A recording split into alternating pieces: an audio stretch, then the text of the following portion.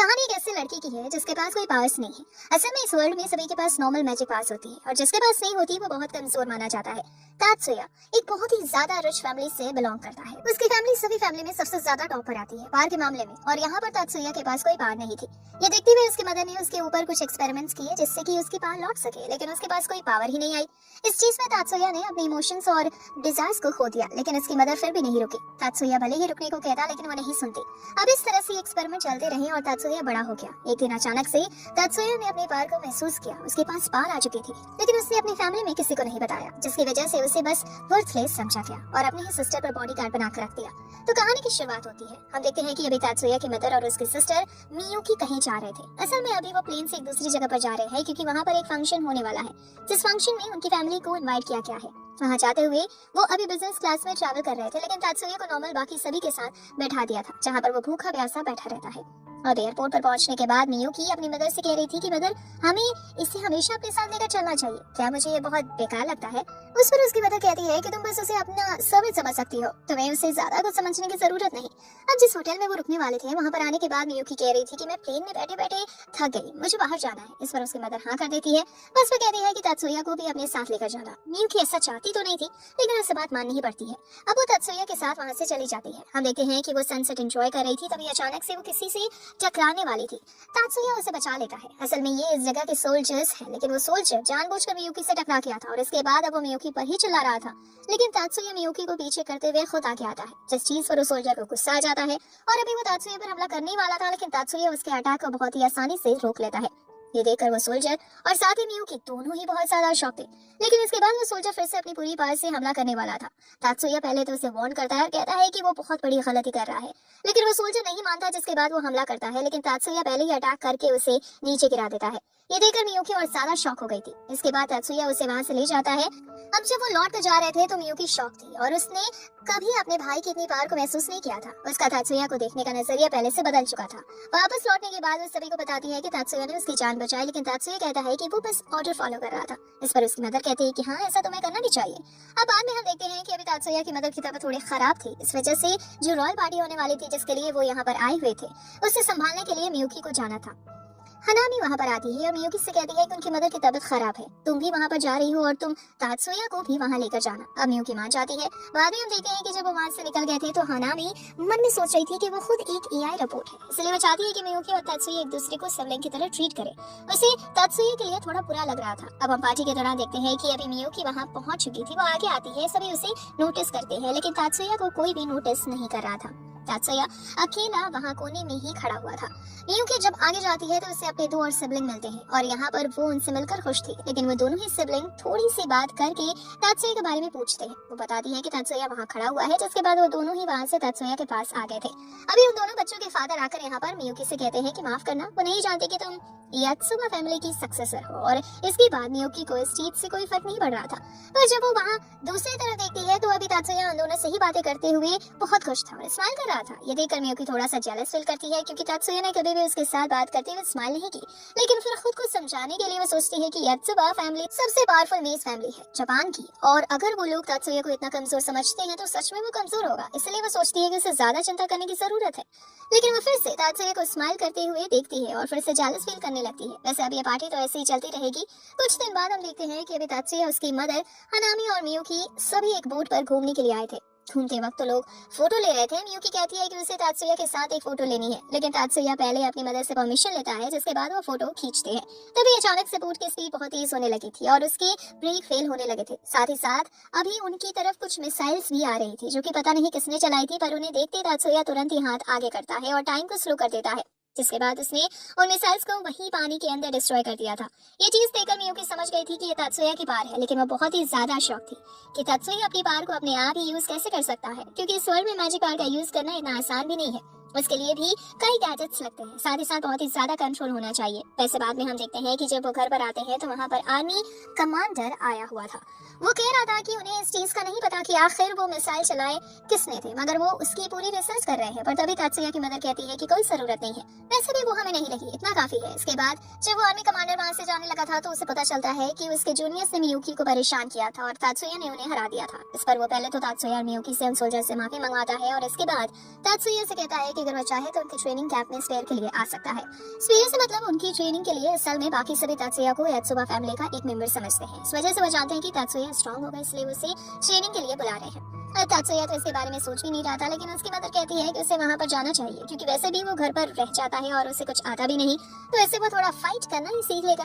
तभी मियुकी कहती है कि उसे भी तात्सुया के साथ जाना है। वो इसकी वजह बताती है कि वो अभी थोड़ी कमजोर है और जब तात्सुया उसे प्रोटेक्ट नहीं कर सकता तो वो खुद स्ट्रांग बनकर खुद को प्रोटेक्ट कर लेगी। ये वैसे बहाना था, लेकिन इस पर उसकी मदर हाँ कर देती है। अब अगले सीन में हम देखते हैं कि वो उस जगह पर पहुंच चुके थे। अभी बाकी सभी सोल्जर्स की ट्रेनिंग चल रही थी, ये दोनों बस अभी वहाँ पर खड़े होकर उन्हें देख रहे थे। तभी आर्मी कमांडर कहते हैं कि क्या तुम भी इनके साथ में ट्रेनिंग करना चाहते हो। अब तात्सुया पहले तो मियुकी की तरफ देखता है, लेकिन वो कुछ रिएक्ट नहीं करती। इस वजह से तात्सुया ने हाँ कर दिया था। अब फाइट के दौरान हम देखते हैं कि जो वहाँ तात्सुया से लड़ने के लिए आया था वो सच में एक स्ट्रॉन्ग सोल्जर है, लेकिन तात्सुया उसके हर एक अटैक से बचते हुए उसे धीरे से पेट पर मारता है, जिसकी वजह से वो सोल्जर वहीं नीचे गिर जाता है और हार जाता है। अब दूसरे वाले को बुलाया जाता है। इसके अटैक बहुत ही ज्यादा फास्ट थे, लेकिन तात्सुया ऐसे भी हरा रहा था। वो इसके हर एक अटैक से बच रहा था और यहाँ पर हम देखते हैं कि तात्सुया जब अटैक करता है तो वो सामने वाला सोल्जर भी तात्सुया के अटैक को रोक लेता है, क्योंकि तात्सुया परिवार से हमला नहीं कर रहा था। अब जब वो सामने वाला सोल्जर तात्सुया पर हमला करने वाला था तो तात्सुया उसके हाथ पकड़कर उसे नीचे गिरा देता है और इसी के साथ वो हार चुका था।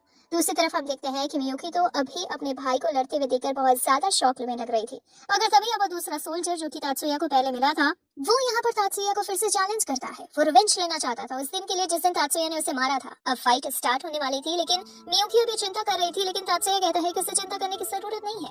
अब फाइट स्टार्ट होती है। वो सोल्जर शुरुआत से ही अपने मैजिक पावर का इस्तेमाल कर रहा था। ये देखकर मियुकी कहती है कि ये तो चीटिंग है, लेकिन तात्सुया कहता है कि ये चीटिंग नहीं है। रियल वर्ल्ड में उनकी मुलाकात किसी मैजिशियन से भी हो सकती है जो कि मैजिक यूज करना जानता है, और उससे लड़ते वक्त तो ये नहीं कह सकते कि ये तो चीटिंग है। अब तात्सुया यहाँ पर उस सोल्जर के मूवमेंट को देखता है। पहले तो वो उसे डोज करता है, इसके बाद वो अपना हाथ आगे करते हुए अपनी पावर को सही मात्रा में यूज करता है। उसने ज्यादा पावर का यूज नहीं किया था, इस वजह से उसने अभी सामने वाले सोल्जर की पावर को रोक दिया था, जिस वजह से उसकी स्पीड कम हो गई थी। तात्सुया पास जाते हुए उसे नीचे से गिरा देता है और हरा देता है। अब इसके बाद वो सोल्जर खड़ा होकर तात्सुया से हाथ मिलाता है। वो तात्सुया से अच्छे से बात कर रहा था। वैसे इन तीनों ही मैच में तात्सुया ने अपनी पावर का पूरी तरह से इस्तेमाल नहीं किया, क्योंकि वो जानता था कि अगर वो पूरी पावर का इस्तेमाल करेगा तो ये तीनों नहीं बचेंगे। वैसे यहाँ पर वो सोल्जर अपना नाम जेनी बताता है और अब वो तात्सुया का दोस्त भी बन चुका था। ऐसे बाद में हम देखते हैं कि जब तात्सुया और मियुकी दोनों ही वापस से घर आ गए थे, तभी अचानक से न्यूज में बताया जाता है कि उनके आइलैंड का डिफेंस बैरियर वीक पड़ने लगा है। इसका मतलब कभी भी हमला हो सकता है। इस वजह से जितने भी लोग उस आइलैंड पर हैं उन्हें यहाँ से चले जाना चाहिए। अब ये लोग भी प्लानिंग कर रहे थे यहाँ से निकलने की। वैसे तभी तात्सुया की मदर को एक कॉल आता है जो कि उसकी बहन का था। वो कह रही थी कि तुम्हें तात्सुया के ऊपर से वो स्पेल हटा देनी चाहिए जो कि उसकी पावर को कंप्रेस करता है। सीधी भाषा में कहे तो यहाँ पर वो तात्सुया के ऊपर से स्पेल को हटाने को कह रही थी, जिससे कि तात्सुया अपनी पूरी पावर का इस्तेमाल कर सके। वैसे असल में तात्सुया की मदर की ट्विन सिस्टर है। अगले सीन में हम देखते हैं कि फे यहाँ से निकलने के लिए अभी एक शेल्टर के पास गए थे, क्योंकि सिचुएशन बिगड़ने लगी है और यहाँ से निकलने का इतना टाइम ही नहीं है। शेल्टर के वहाँ हमें पता चलता है कि अभी ये जो इनका स्पेशल गार्ड है वो डेनी होने वाला है। साथ ही और भी कई गार्ड्स हैं वहाँ पर थे। इन्हें शेल्टर को अंदर रखा जाता है जहाँ और भी कई फैमिलीज थी। वैसे अभी सभी को थोड़ा अजीब महसूस हो रहा था। तात्सुया को अचानक से गन की आवाज आती है जो कितनी दूर से आ रही थी कि बाकियों ने उससे नहीं सुना था। तात्सुया नीचे हाथ लगाते हुए महसूस करता है कि असल में इस जगह पर मैजिक यूज किया गया है जो कि उनकी पावर को ऑब्जर्व करता है, जिस वजह से वो अपनी पावर का पूरी तरह से इस्तेमाल नहीं कर सकते। अब वो इसके लिए अब इस बारे में जानने के लिए बाहर जाने वाला था। इतने में इसकी मदर अपनी पावर से तात्सुया के ऊपर से उस स्पेल को हटा देती है जो कि तात्सुया की पावर को कम कर रहा था। इसके बाद अब तात्सुया यहाँ बाहर आकर देता है। बाहर सिचुएशन थोड़ी खराब थी। अब हम अंदर आते हैं। हम देखते हैं कि अभी एक सोल्जर की टीम वहाँ पर पहुंच गई थी। वो सभी से कह रही थी कि सभी को उनके साथ चलना है क्योंकि वो शेल्टर खाली कर रहे हैं। लेकिन इस पर तात्सुया की मदर कहती है कि अभी वो बाकी लोगों को ले जाए, उन्हें सबसे आखिरी में ले जाए, क्योंकि तात्सुया अभी बाहर गया है। इस चीज पर हनामी शौक थी। वो पूछती है कि क्या उन्हें तात्सुया की चिंता हो रही है, लेकिन इस पर वो कहती है कि नहीं, उन्हें सोल्जर पर भरोसा नहीं। हम देखते हैं ये बात सही थी, क्योंकि अब वो सोल्जर सच में इन लोगों के ऊपर गन तान देते हैं, लेकिन उन्हें बचाते हुए हनामी सामने आ गई थी और उनसे एक बैरियर क्रिएट कर लिया था। दूसरी तरफ अभी जेनी भी वहाँ पर आता है। वो सोल्जर्स को इस तरह से बिहेव करते हुए देखकर शॉक था। उन्हें समझाता है, पर वो कहते हैं कि जेनी ज्यादा पावरफुल है और उन्हें कभी उतनी इज्जत नहीं मिली, इस वजह से वो उनका साथ नहीं देते। पर डैनी उन्हें समझा रहा था कि देखो, तुम्हें ऐसा करने की जरूरत नहीं है, ये बहुत बड़ी गलती हो सकती है और आखिर में तुम्हें कुछ हासिल भी नहीं होगा। अब वो मान गए थे और उन्होंने गन नीचे कर ली थी, लेकिन इतने में ही हनामी अपनी पावर से एक सोल्जर को मार देती है। ये देखते हुए वो सोल्जर और भी ज्यादा गुस्से में आ जाते हैं और गन तानते हुए यहाँ इन तीनों पर ही गोली चला देते हैं। जिस चीज में मियुकी हनामी और उनकी मदर वहां पर मारी गई थी। अब तभी वहां पर एक सर्कल क्रिएट होता है जो कि पोर्टल था, उसके थ्रू तात्सुया वहां पर आ गया था। उसने आते ही उन सभी सोल्जर्स को एक के बाद एक खत्म करना स्टार्ट कर दिया था। इसके बाद वह देखता है कि मियुकी वहां नीचे पड़ी हुई है, वो अभी पूरी तरह से मरी नहीं थी। इस वजह से तात्सुया वहां आगे आता है और उसके चेस्ट पर हाथ रखते हुए अपनी मैजिक पावर से उससे पहले तो हील करने लगता है। यहाँ हम मियुकी के माइंड के अंदर देखते हैं, वो अभी तात्सुया की आवाज सुन पा रही थी, मगर वो सोच रही थी कि तात्सुया आखिर उसे बचा क्यों रहा है, जबकि उसने जो कुछ भी किया उसके बाद तात्सुया को उसे कभी माफ नहीं करना चाहिए। उसे भी इस चीज का बुरा लग रहा था और वो सोचती है कि उसे मर ही जाना चाहिए। पर तभी अचानक से उसकी आंखें रियल वर्ल्ड में खुलती है। वो देखकर शॉक थी कि अब वह जिंदा है। वो सोच रही थी कि क्या सच में तात्सुया किसी को भी जिंदा कर सकता है। ये पावर बहुत ज्यादा बड़ी पावर है। तभी हम देखते हैं कि वहाँ पर मियुकी की मदर पूरी तरह से मर चुकी थी, उनकी सांसें भी रुक गई थी। लेकिन इसके बाद तात्सुया अपने पास से गन निकालता है, जिसके थ्रू वो अपनी पूरी एनर्जी का यूज करते हुए उन्हें भी वापस लाइफ दे देता है। साथ ही यहाँ पर हनामी भी फिर से जिंदा हो गई थी। ये देखकर मियुकी और ज्यादा शॉक हो जाती है। साथ ही साथ यहाँ पर हनामी भी शॉक थी, क्योंकि उसे इस बारे में पता ही नहीं था। वो कहती है कि इस धरती पर ऐसी कोई हीलिंग पावर नहीं जो कि एक मरे हुए को जिंदा कर सके। तभी हम देखते हैं कि वहाँ पर आर्मी कमांडर आता है और इस सब के लिए माफी मांगता है। वो लोग उसे माफ कर देते हैं, लेकिन तात्सुया कहता है कि उसे आर्मी का सूट और टैंक चाहिए, क्योंकि वो जानता था कि ये अटैक कहाँ पर हो रहा है। इस वजह से उसे आर्मी की मदद करनी थी। ये सुनकर आर्मी कमांडर शॉक थे, लेकिन वो इसके लिए मान जाते हैं। वो कहते हैं कि अगर कोई भी सरेंडर करना चाहे तो तुम्हें उसे छोड़ना होगा। पर तात्सुया कहता है कि वह ऐसा बिल्कुल नहीं करने वाला, क्योंकि उन लोगों ने बहुत बड़ी गलती की है। बाद में जब तात्सुया जाने वाला था, तभी वहां पर मियुकी आकर उससे कहती है कि वो क्यों जा रहा है, वहां पर बहुत ज्यादा खतरा है। लेकिन इस पर तात्सुया कहता है कि नहीं, जिन लोगों ने उसके सिस्टर को चोट पहुंचाई है वो उन्हें नहीं छोड़ेगा। साथ ही यहाँ पर वो बातों ही बातों में अपने सीक्रेट को भी रिवील कर देता है। वो कहता है कि इस पूरे वर्ल्ड में उसके लिए उसकी छोटी बहन से ज्यादा और कोई खास नहीं है। अगर कोई उसे चोट पहुंचाने की कोशिश करेगा तो इसके लिए वो पूरे प्लैनेट को भी डिस्ट्रॉय कर सकता है। और इतना कहते हुए वो वहां से चला जाता है। दूसरी तरफ हम देखते हैं कि वहां पर वो लोग जो हमला कर रहे थे वो बहुत ज्यादा लोग लेकर आए थे। वो अभी पानी के थ्रू इस तरफ इसी आइलैंड पर आ रहे थे और हमला कर रहे थे। तात्सुया भी वहाँ अपने टैंक के साथ पहुंच जाता है। कुछ लोगों को तो वो अपनी पावर के साथ डिलीट करते जा रहा था, मगर इस चीज में एक एक करके उसे बहुत ज्यादा टाइम लगने वाला है। साथ ही यहाँ पर उसके जो साथी मरते जा रहे थे वो उन्हें भी हील कर रहा था। दूसरी तरफ ये सब चीजें वहाँ पर मियुकी और उसकी मदर देख पा रही थी। मियुकी अपनी मदर से पूछती है कि आखिर तात्सुया की पावर का सीक्रेट क्या है। उसकी मदर को ये सब पहले से ही पता था। कि वे कहती है कि ठीक है, तो अब मैं तुम्हें बता ही देती हूँ। असल में यात्सुबा फैमिली सबसे पावरफुल मेज फैमिली है, लेकिन तात्सुया एक ऐसा लड़का था जिसके पास कोई मैजिक पावर थी ही नहीं। उन्होंने कोशिश की थी कि वो उससे जबरदस्ती एक मैजिक पावर दिला सके। इसके लिए जब उन्होंने एक्सपेरिमेंट स्टार्ट किया तो उसके दौरान तात्सुया ने अपने सारे सेंसेस, साथ ही साथ सारे इमोशंस और डिजायर सभी को खो दिया। उसके पास बस एक ही चीज बची थी यहाँ पर। अभी वो चीज बताने वाली थी, लेकिन इससे पहले ही मियुकी को भी पता चलता है कि असल में सिर्फ तात्सुया ही नहीं था जिसने उस एक्सपेरिमेंट के दौरान कुछ खोया हो। इसकी मदर को भी यही सेम चीज हुई थी। उन्होंने भी उस दौरान अपने सारे इमोशंस खो दिए। यहाँ पर मियुकी को जानने को मिलता है कि तात्सुया के पास अब सिर्फ एक ही इमोशन बचा है, उसके सिस्टर के लिए लव। इसलिए वो उसके सिस्टर के लिए कुछ भी कर सकता है और उसी चीज का बदला लेने के लिए अभी वो उन लोगों पर हमला करने के लिए गया है। अब ये सुनकर मियुकी को और ज्यादा बुरा लगने लगता है, और अब यहाँ पर उससे डबल बुरा इस वजह से भी लग रहा था क्योंकि इसकी मदर के पास इमोशंस नहीं है। तो अगर वो तात्सुया को इस तरह से ट्रीट करती है तो ये नॉर्मल सी बात है, लेकिन मियुकी के पास तो इमोशंस है। फिर आखिर वो इस तरह से क्यों ट्रीट करती थी, जबकि तात्सुया हमेशा से उसकी हर बात मानता है। इस तरफ हम देखते हैं कि अभी तात्सुया के सामने शियोर शिप्स आ गई थी जो कि पावरफुल थी और इन्हीं की तरफ हमला कर रही थी। अब उन पर एक एक करके अटैक करने का कोई फायदा नहीं था। तात्सुया को जो भी अटैक करना होगा वो इतना पावरफुल करना होगा कि जिसकी वजह से ये 6 की 6 शिप्स खत्म हो सके। तात्सुया को इसके लिए टाइम लगेगा, वो टाइम मांगता है और अपने अटैक का यूज करने लगता है। इसके लिए उसे बहुत ज्यादा मेजरमेंट करने की जरूरत थी कि उसे ये अटैक कहाँ पर करना है। दूसरी तरफ हम देखते हैं कि जब ये चीज सनामी देखती है तो वो तात्सुया की मदर से कहती है कि क्या वो तात्सुया की मदद करने जाए। इस पर तात्सुया की मदर कहती है कि ये उसकी मर्जी है, अगर वो जाना चाहती है तो जा सकती है, वो इस पर कुछ नहीं कह सकती। अब अगले सीन में हम देखते हैं कि वहाँ जब तात्सुया उस अटैक के लिए मेजरमेंट कर रहा था तब वो 6 शिप्स यहाँ उनके ऊपर हमला करती हैं। बाकी गार्ड्स उन्हें रोकने की कोशिश कर रहे थे पर वो ज्यादा देर तक उसे रोक नहीं सकते थे।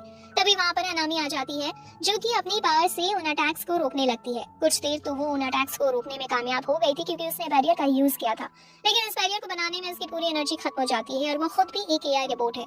इस वजह से जल्दी ही वो पूरी तरह से खत्म होने वाली थी, पर इतने में ही तात्सुया का मेजरमेंट पूरा हो जाता है। इसके बाद वो अपने अटैक का यूज करता है और फिर वहाँ पर एक बहुत ही ज्यादा तेज ब्लास्ट होता है। ये ब्लास्ट इतना ज्यादा तेज था कि वो 6 शिप्स और साथ ही साथ बाकी जो सोल्जर्स नॉर्मल शिप्स पर थे वो सभी वहाँ पर मारे गए थे और एक बहुत बड़ी पानी की वेव इन्हीं की तरफ आ रही थी, पर ये किसी तरह से वहाँ से भागते हुए बच जाते हैं। बाद में हमें पता चलता है कि अब हनामी नहीं बचेगी क्योंकि उसने अपनी एनर्जी का ज्यादा ही यूज कर लिया था। वैसे दिक्कत की बात नहीं थी, तात्सुया उसे फिर से हील कर सकता है, इसलिए मतलब वो उसे ठीक कर सकता है, पर हनामी इसके लिए मना कर देती है। वो कहती है कि वो एक AI रोबोट है, उसे हमेशा ऑर्डर मानने पड़े और वो हमेशा दूसरे की मर्जी से जीती रही, जबकि वो ऐसा नहीं करना चाहती थी। अब वो मरने वाली है और ये उसकी खुद की मर्जी होने वाली है, इसलिए वो तात्सुया से कहती है कि तात्सुया उसे ठीक ना करे। जिसमें तात्सुया बात मान जाता है। इसके बाद अब सीन चेंज होता है। हमें जानने को मिलता है कि अब पूरे 3 साल बीत चुके हैं इस इंसिडेंट को और अब तात्सुया और मियुकी दोनों ही मैजिक हाई स्कूल ज्वाइन करने वाले हैं। आज स्कूल का पहला दिन था। तात्सुया जब वहाँ पहुंचता है तो सबसे पहले उसे एक लड़की मिलती है। इसका नाम मायूमी है और असल में ये स्टूडेंट काउंसिल प्रेसिडेंट है। ये यहाँ पर तात्सुया को कहती है कि तुम नए स्टूडेंट हो, अगर तुम्हें कोई भी हेल्प चाहिए तो तुम मुझसे कह सकते हो। तात्सुया उसे थैंक यू कहता है। वैसे वो नोटिस करता है कि मायूमी के पास CAD डिवाइस है। ये वही डिवाइस है जो कि मैजिक को यूज करने के लिए इस्तेमाल किया जाता है। तात्सुया समझ गया था कि ये कोई ऑर्डिनरी पर्सन तो नहीं है। इस वजह से तात्सुया कहता है कि मुझे कोई हेल्प नहीं चाहिए।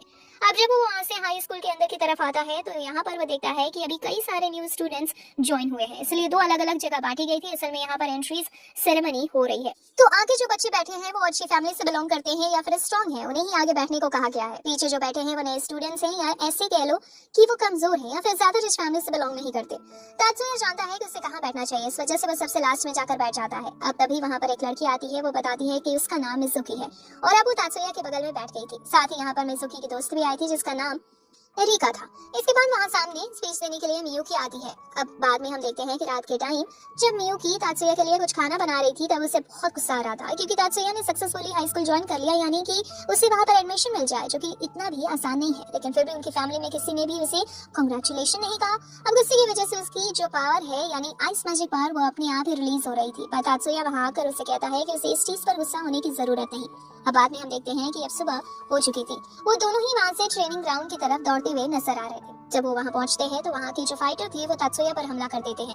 ये सब ट्रेनिंग का हिस्सा था। तात्सुया भी उनसे लड़ने लगा था। वो धीरे धीरे सभी को हराते जा रहा था। यहाँ पर मियुकी बस उसे खड़ी होकर देख रही थी। तभी उनके जो सन्सी होने वाले हैं वो यहाँ पर आते हैं। उनके इरादे थोड़े ठीक नहीं लग रहे थे। इस वजह से तात्सुया बाकी लोगों को हराते हुए यहाँ सेंसाई से फाइट करने के लिए आ जाता है। तात्सुया की जो किक थी वो बहुत ही ज्यादा ताकतवर थी, पर सेंसाई उसे रोक लेते हैं और यहाँ पर अब वो तात्सुया से फाइट करने लगे थे। थोड़े से सीरियस होकर तात्सुया भी उनसे फाइट करते वक्त थोड़ा सा शॉक था क्योंकि सेंसाई भले ही उनमें ज्यादा नहीं लगते लेकिन वो बहुत ही ज्यादा ताकतवर है। आखिर में तात्सुया बहुत ज्यादा थक गया था, जिसके बाद सेंसाई रुकते हैं और कहते हैं कि आज की ट्रेनिंग हमें यहीं पर रोकनी चाहिए। इसके बाद सीन चेंज होता है।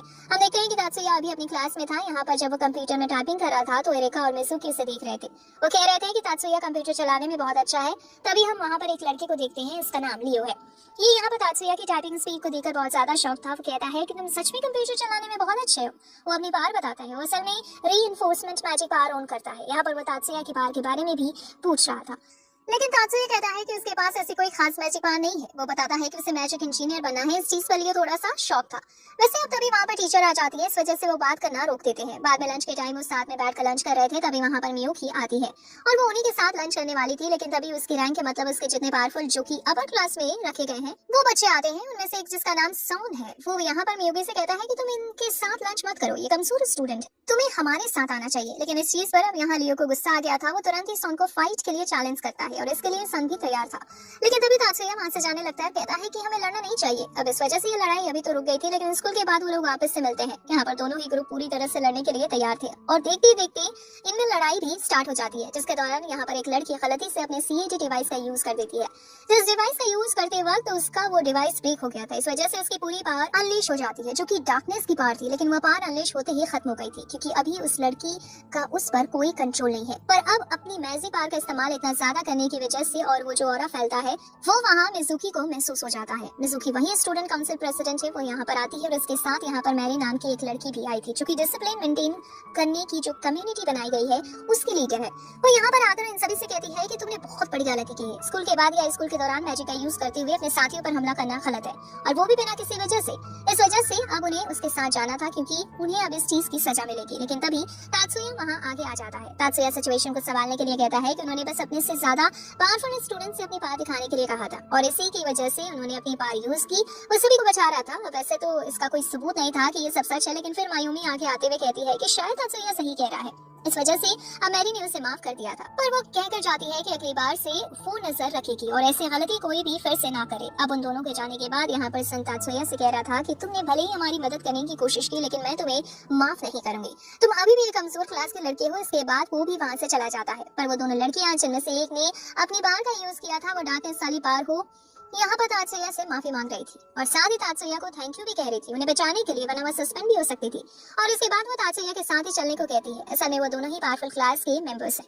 इसके बाद हम देखते हैं कि जब रास्ते में वो जा रहे थे तो यहाँ पर एरिका मियुकी से पूछती है कि आखिर उसके पास जो सीएडी डिवाइस है वो मॉडिफाई किस तरह से होता है। तो वो बताती है कि ये सारा काम तात्सुया संभालता है, वही उसके सीएडी डिवाइस को मॉडिफाई करता है और स्ट्रॉन्ग बनाता है। अब एरिका कह रही थी कि क्या तात्सुया उसके सीएडी डिवाइस को भी ठीक कर सकता है, मतलब और ज्यादा अपग्रेड कर सकता है, लेकिन इस पर तात्सुया मना कर देता है। अब अगले दिन हम देखते हैं कि जब वो वापस से स्कूल आ रहे थे तभी मायूमी वहां पर आती है और उन्हें रोक लेती है। वो यहाँ पर कह रही थी कि उसे कुछ जरूरी बात करनी है, इसलिए वो लंच में उनसे मिले। अब लंच के दौरान हम देखते हैं कि मायूमी बता रही थी कि उनके स्टूडेंट्स काउंसिल में एक पोजीशन खाली है, इस वजह से यहाँ पर वो मियुकी को इनवाइट करती है। पर इस पर मियुकी कहती है कि तात्सुया उससे ज्यादा टैलेंटेड है, इसलिए तात्सुया को ये पोजीशन मिलनी चाहिए। पर अभी सिचुएशन और जरूरत को देखते हुए मियुकी को ही उसके लिए सिलेक्ट किया गया था।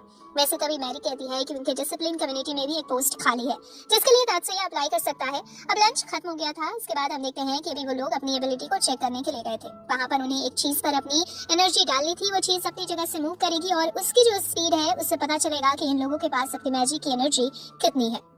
एरिका यहाँ पर सबसे पहले कोशिश करती है, उसकी एनर्जी फिर भी ठीक थी, पर तात्सुया जब कोशिश करता है तो वो चीज बहुत ही स्लो मूव करती है। इस वजह से तात्सुया खुद से सोच रहा था कि सच में वो अभी बहुत कमजोर है और उसके मैजिक पावर सबसे बहुत कम है। वो शाम के टाइम जब वहाँ काउंसिल हॉल में जा रहा था तो सोच रहा था कि उसे डिसिप्लिन कम्युनिटी में ज्वाइन नहीं होना चाहिए, उसे इसके लिए मना कर देना चाहिए। अब जब वो वहाँ पहुंचते हैं तो उनकी मुलाकात होती है स्टूडेंट काउंसिल की वाइस प्रेसिडेंट जयाबू से। ये लड़का तात्सुया को बिल्कुल पसंद नहीं कर रहा था। वो तुरंत ही आगे आता है और तात्सुया को इग्नोर करते हुए मियुकी को हेलो करता है। मियुकी को भी ये लड़का बिल्कुल पसंद नहीं आया था, लेकिन अब वो स्टूडेंट काउंसिल का वाइस प्रेसिडेंट है, इस वजह से वो भी उसे हेलो कहती है। अब वहाँ पर मैरी कह रही थी कि वो लोग तात्सुया को डिसिप्लिन कम्युनिटी में ज्वाइन करवाने आने वाले हैं, लेकिन ये सुनते ही जयाबू चिल्लाकर कहता है कि तात्सुया इतना कमजोर है, उसे डिसिप्लिन कम्युनिटी में रखने की कोई जरूरत नहीं। इस चीज पर मियुकी को गुस्सा आ गया था। वो गुस्से में कहती है कि तात्सुया का जितना स्कोर आया था वो उस स्कोर से ज्यादा ताकतवर है, इसलिए उसे कमजोर नहीं समझना चाहिए। लेकिन अब जयाबू कुछ कह भी नहीं पा रहा था। तात्सुया हाथ से उसे रोकते हुए कहता है कि अगर तुम चाहो तो तुम मुझसे फाइट कर सकते हो, इससे तुम्हें पता चल जाएगा कि मैं यहाँ पर इस कम्युनिटी में ज्वाइन होने के लायक हूँ कि नहीं।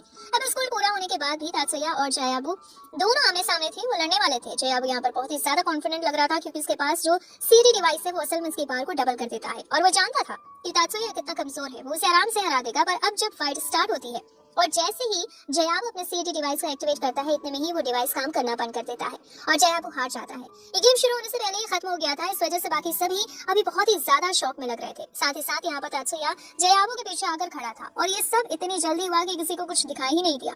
तात्सुया जीत गया था, मगर बाद में वो लोग तात्सुया से पूछते हैं कि आखिर तात्सुया ने कौन सी टेक्निक यूज की। मैरी को यहाँ पर लग रहा था कि शायद तात्सुया ने कोई मैजिक का यूज किया है जो कि उसकी एक्सेलरेशन को बढ़ाता है, पर तात्सुया बताता है कि उसने किसी भी मैजिक का यूज नहीं किया, वो बस दौड़ते हुए वहाँ जयाबू के पीछे आ गया था। ये करना इम्पॉसिबल था। इस वजह से यहाँ पर मायूमी कह रही थी कि ये कैसे पॉसिबल है, तो तात्सुया बताता है कि वो रोज ट्रेनिंग करता है। साथ ही यहाँ पर मियुकी भी बताती है कि वो दोनों ही निंजुत्सु मास्टर के साथ ट्रेनिंग करते हैं। अब लेकिन मायूमी के लिए अभी भी ये मान पाना थोड़ा मुश्किल था कि आखिर जयाबू हारा कैसे, तो इस बात तात्सुया बताता है कि उसने सियोन वेव्स का यूज किया। सियोन वेव्स असल में ब्रेन के ऊपर असर करती है, जिस वजह से जयाबू खुद के मैजिक पर कंट्रोल नहीं कर पाया और नीचे गिर गया। पर इतनी ज्यादा हाई सियोन वेव्स इतनी कम एज में यूज कर पाना नामुमकिन है।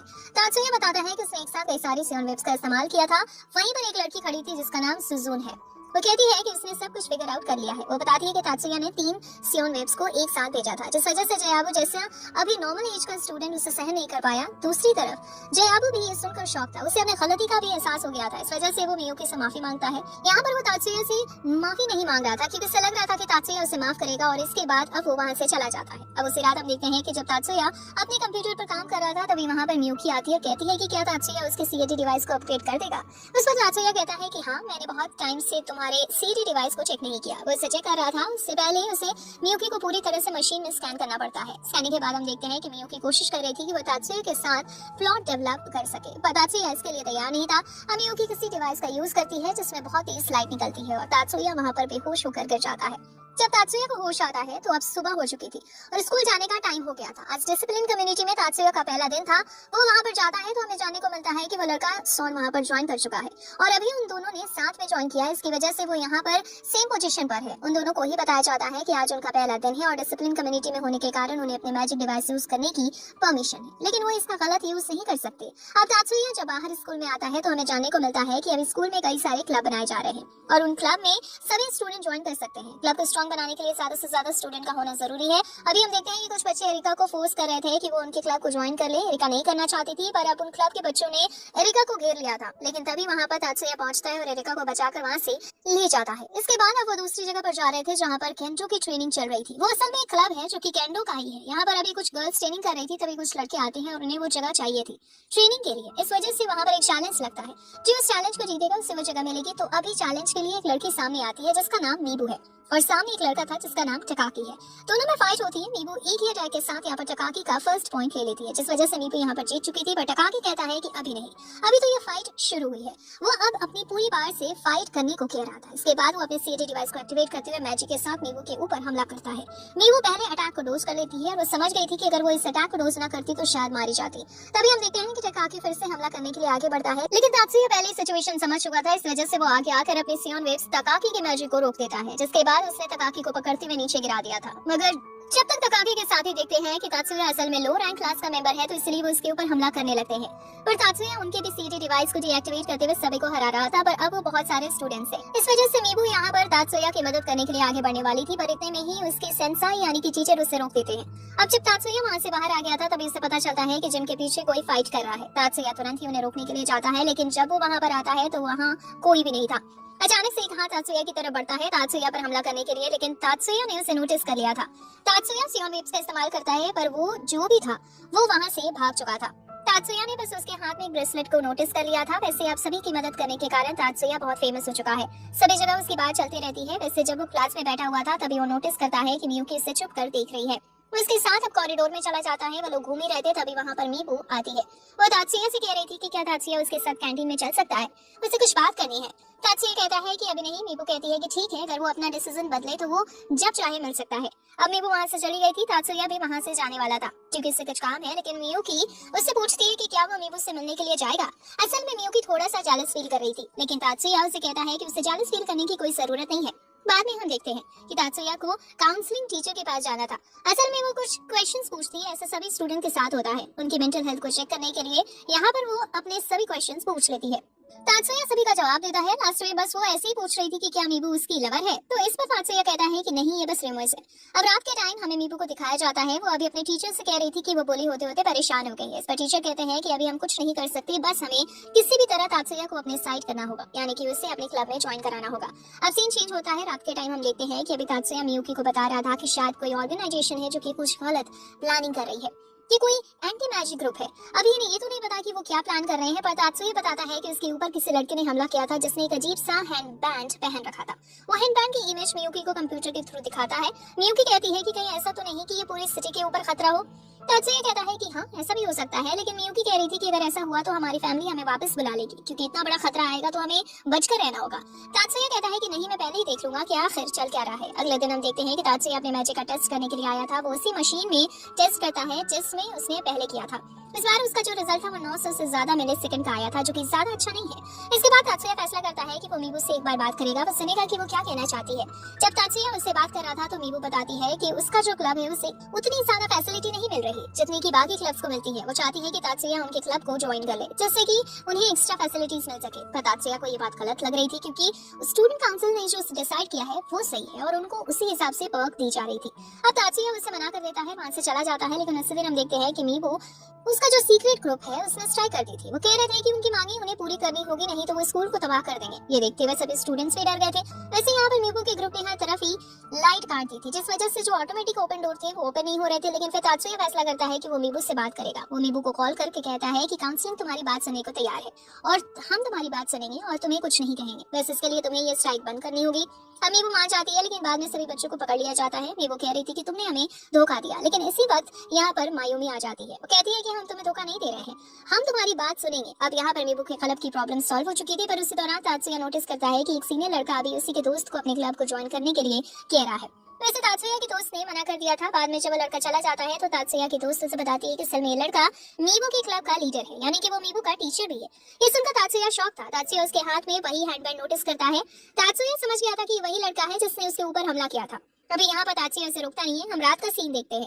तात्सुया और मियुकी दोनों ही अपने सेंसाई के पास गए थे। वहाँ पर आने के बाद सेंसाई जब ये बात सुनते हैं तो वो बताते हैं कि सच में केंद्र क्लब का जो कैप्टन है वो एंटी मैजिक ग्रुप का मेंबर है वो ये भी बताते हैं कि उस कैप्टन का जो भाई है, जो जापान का एक फेमस एंटी मैजिक क्लब का मेंबर है, सुनकर तात्सुया शॉक था। वो समझ गए थे कि ये लोग इस तरह से शांत नहीं बैठेंगे, जरूर कुछ ना कुछ करेंगे, क्योंकि इनका प्लान अपने क्लब को बेहतर बनाना नहीं बल्कि कुछ और ही है। अगले दिन हम देखते हैं कि अभी एक डिबेट चल रही थी कि डिबेट इसलिए क्योंकि जो केंडो क्लब है उन्हें अपनी पर बढ़ाने दे, इस वजह से वो कह रहे थे कि उन्हें क्या क्या फैसिलिटी मिलनी चाहिए जो कि बाकी क्लब को मिलती है। पर यहाँ पर मायूमी आगे आते हुए बताती है कि इन्हें जितनी पर्क्स मिलनी चाहिए उतनी मिल रही है। असल में ये डिबेट इसलिए रखी गई है जिससे कि सभी स्टूडेंट्स के सामने डिसाइड हो सके कि उन्हें जो पर्क दी जा रही है वो सही है कि नहीं। अंत में ये फैसला होता है कि मायूमी यानी कि स्टूडेंट काउंसिल बिल्कुल सही कह रहा है, उसने जितनी पर्क उन्हें देनी है उतनी ही मिलनी चाहिए। इस वजह से केंडो क्लब के स्टूडेंट्स बहुत दुखी थे। इसी दौरान हम बाहर देखते हैं कि जब डिबेट चल रही थी तो वहाँ बाहर कई दो लोग एक बड़ा सा ट्रक लाकर खड़ा कर देते हैं और वहाँ से भाग जाते हैं। कुछ देर बाद जैसे ही ये डिबेट यहाँ पर खत्म होती है, कुछ स्टूडेंट्स जिनके हाथ में वो हैंडबैग था वो वहाँ से भागने लगे थे, लेकिन काउंसिल के स्टूडेंट पहले से इस चीज के लिए तैयार थे, वो तुरंत ही उन्हें पकड़ लेते हैं। तभी खिड़कियों से कुछ स्मोक बॉटल्स अंदर की तरफ आती है, पर इन लोगों ने उन्हें भी मैजिक से बाहर की तरफ वापस फेंक दिया था। इसके बाद अब 3 लोग गन्स लेकर वहाँ उस हॉल के अंदर आ जाते हैं, पर इसके लिए भी वो तैयार थे। मैरी अपनी मैजिक पावर से उन्हें रोक देती है, जिस वजह से अब वो कुछ भी नहीं कर पाते। तात्सुया को भले ये बात नहीं पता थी कि इनके अटैक करने की वजह क्या है, पर तात्सुया ने बाकी चीज सभी को बता दी थी, इसलिए वो पहले से तैयार है। अब ये लोग बाहर आते हैं जहाँ पर और भी ज्यादा लोग गन्स लेकर तैयार थे, पर अब सभी लोग मिलकर काम कर रहे थे, इस वजह से वो लोग उन्हें कुछ नहीं कर पाते। तभी वहाँ पर काउंसिल टीचर आ जाती है, वो तात्सुया और बाकी सभी को बताती है कि लोगों का मेन मोटिव यहाँ हॉल के ऊपर हमला करना नहीं था, बल्कि स्कूल की लाइब्रेरी के ऊपर अटैक करने वाले हैं। यहाँ पर उन्होंने ये हमला इसलिए किया था जिससे कि हम डिस्ट्रैक्ट हो सके। यहाँ पर वो ये भी कह रही थी कि भले ही मीबू इनके साथ मिली है, लेकिन उसकी गलती नहीं है, क्योंकि जो उनका टीचर था यानी कि उस क्लब का लीडर वही एंटी मैजिक ग्रुप का मेंबर है। उसने मीबू को मैनिपुलेट करा उनके साथ मिलकर काम करने के लिए। अब तात्सुया और सभी फैसला करते हैं कि वो मीबू को भी बचाएंगे और ये ग्रुप जो चाहता है उसे वो करने से भी रोकेंगे। लियो कहता है कि मैं यहाँ के लोगों को संभालूंगा, जिसके बाद सभी वहाँ से आगे बढ़ गए थे। लियो अभी सभी से अकेले ही लड़ रहा था। तात्सुया बताता है कि उसके पास रीइंफोर्समेंट मैजिक है, जिस वजह से उसके लिए सभी से अकेले लड़ पाना थोड़ा आसान है। तात्सुया को पता था कि वो बहुत ही जल्दी उन सभी को हरा देगा, इस वजह से वो लियो से कहता है कि वो जल्दी से जल्दी लाइब्रेरी आ जाए। लोगों को हराकर लाइब्रेरी के बाहर पहुंचने के बाद तात्सुया अपनी पावर से स्कैन करता है कि कहां पर कौन खड़ा है, उससे उन्हें थोड़ी आसानी हो सकती है। वो तुरंत ही लाइब्रेरी के अंदर आ गए थे। अंदर आने के बाद उनकी उससे फाइट होती है, लेकिन वो उन्हें हरा देते हैं। एक थोड़ा पावरफुल मेंबर वहां पर आता है। एरिका कहती है कि वो अकेली है, उससे लड़ेगी, जिसके बाद तात्सुया और मियुकी दोनों आगे बढ़ गए थे। मियुकी तात्सुया की मदद करती है पहले आगे जाने में, उसके बाद वो अपने डिवाइस की मदद से उड़ते हुए तात्सुया के पीछे आ रही थी। अब उसी लाइब्रेरी के एक सीक्रेट रूम में हम देखते हैं कि मीबू अभी खड़ी सोच ही रही थी कि उसने जो किया वो सही था या गलत, क्योंकि उसने एंटी मैजिक ग्रुप के लीडर की मदद की है। क्या हमें जानने को मिलता है कि असल में वो मिस्टीरियस मैन स्कूल के डेटा को चोरी करना चाहता था और इसलिए वो यहाँ पर लाइब्रेरी के अंदर उस डेटा को अपने पेन ड्राइव में कॉपी कर रहे थे। इस दौरान तात्सुया वहाँ पर आ जाता है और अपनी साउंड वेव की मदद से उन नेटवर्क्स को जाम कर देता है। अब वो जो आदमी वहाँ पर डेटा चोरी कर रहे थे उनमें से एक तात्सुया के ऊपर हमला करने के लिए आगे बढ़ता है, लेकिन तात्सुया ने उसे बहुत ही जल्दी हराकर रोक दिया था। यहाँ पर मीबू ने अभी भी अपनी गलती नहीं मानी थी, लेकिन फिर मियुकी से समझाती है और जिसके बाद मीबू को भी लग रहा था कि उसने सच में बहुत बड़ी गलती की है, पर वो गलती मानना नहीं चाहती थी। तभी अचानक से पीछे एक और आदमी जो कि मीबू को ऑर्डर देता है हमला करने के लिए। मीबू उनकी बात मान लेती है, तात्सुया ने उसके अटैक को भी रोक दिया था, जिसके बाद मीबू वहाँ से भागने लगती है। अब मियुकी उसका पीछा करने वाली थी उसे रोकने के लिए, लेकिन तात्सुया रोक देता है। वो कहता है कि लाइब्रेरी के बाहर एरिका है, वो उसे रोक लेगी। वहाँ बाहर हम देखते हैं कि बिल्कुल ऐसा ही होता है। एरिका अभी मीबू को रोक लेती है, लेकिन मीबू हार मानने को तैयार ही नहीं थी। उसने तलवार उठा ली थी लड़ने के लिए, लेकिन एरिका उससे बहुत ही जल्दी हरा देती है। बताती है कि उसने मैरी के साथ ट्रेनिंग की है, जो कि उन दोनों का ही सीनियर है। यहाँ बाहर हम देखते हैं कि अभी वो केंद्र ग्रुप का कैप्टन यानी कि टीचर वहाँ से भाग रहा था, लेकिन तभी उसे कुछ लोग रोक लेते हैं और पकड़ लेते हैं। अब शाम के टाइम हम देखते हैं कि मीबू को होश आ चुका था। असल में वो फाइट के दौरान बेहोश हो गई थी। होश में आने के बाद वो सभी से माफी मांगती है और कहती है कि उसने बहुत बड़ी गलती की थी, वो अकेली थी, इस वजह से वो उस टीचर की बातों में आ गई और उसने एंटी मैजिक ग्रुप को ज्वाइन कर लिया। अब ये लोग भी जानते थे कि असल में उस आदमी ने मीबू को मैनिपुलेट किया है, इस वजह से वो मीबू को माफ कर देते हैं। वैसे यहाँ पर मीबू अभी तात्सुया से खासकर माफी मांग रही थी। तात्सुया ने भी उसे माफ कर दिया था। तभी वो नोटिस करते हैं कि उनकी जो काउंसिल टीचर है वो वहाँ गेट के पास खड़े होकर उन लोगों की बातें सुन रही है। वो वहाँ पर आकर बताती है कि उन्होंने एंटी मैजिक ग्रुप के लीडर के सीक्रेट हाइड आउट की जगह का पता लगा लिया है। ये सुनते ही वो सभी शॉक में थे।